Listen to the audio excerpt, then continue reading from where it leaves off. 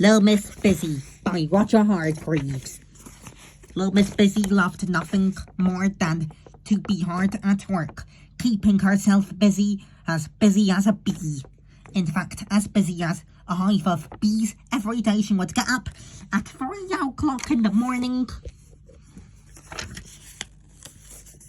Then Little Miss Busy, he would read a chapter from her favourite book. It was called Work is Good for You. And then she would get down to the housework.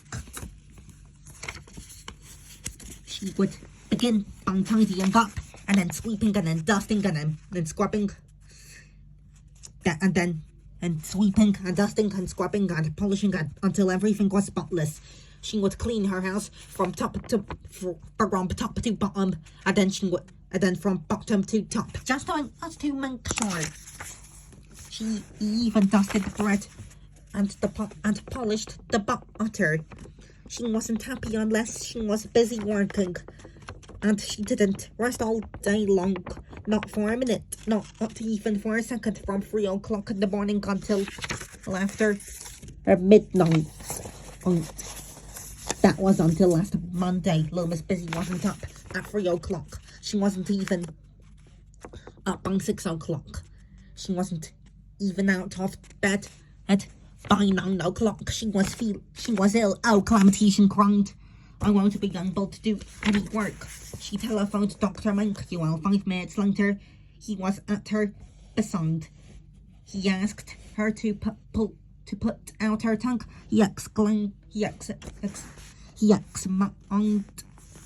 examined her throat and he looked at her hands and feet.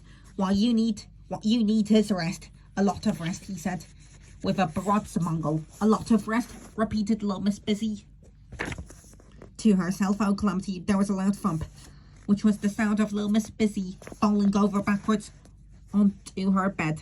Luckily for her, on Tuesday, Mr. Strong called to see Little Miss Busy. He brought her 72 eggs. Go on, count them. There is nothing like eggs for giving you strength, said Mr. Strong. But by the 72nd egg, Little Miss Busy was feeling much better.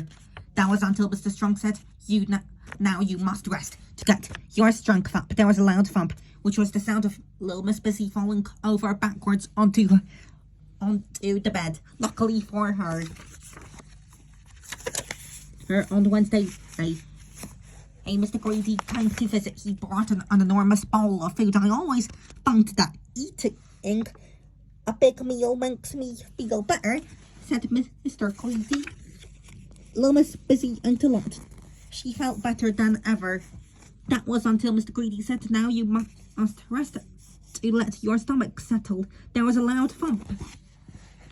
Now you know what that was, don't you? That's right, Little Miss Busy had fallen over backwards.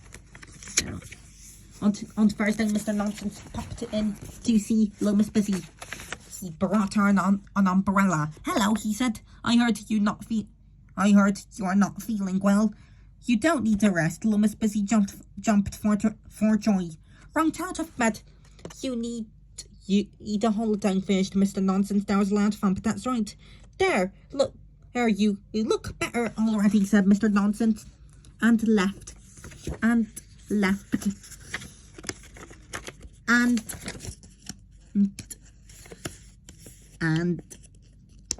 There you look better already, said Mr. Nonsense, and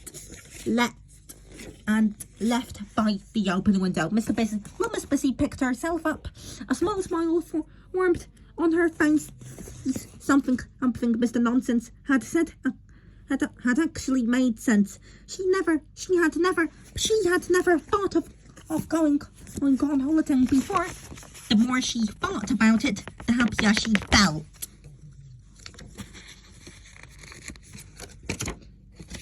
She thought of all the fun things she could do. There was the planning, the organising, there was all the shopping she would have to do, there was the packing, and she would have to learn the language and read lots of books about the place she was going to. A lot of work. Little Miss Busy smiled happily.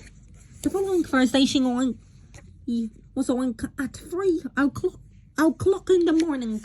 o'clock in the morning. Everything was ready. Little Miss Busy had one of the busiest weeks in her life, which is saying something. She had only one thing left to do, and that was to learn how to twiddle her thumbs. The narration was by me, Yumi.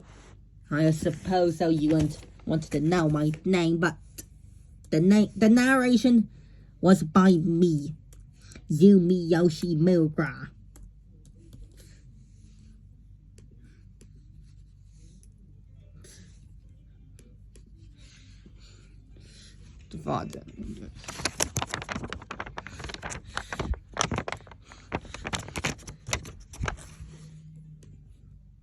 And don't forget to subscribe and join G. And bye bye.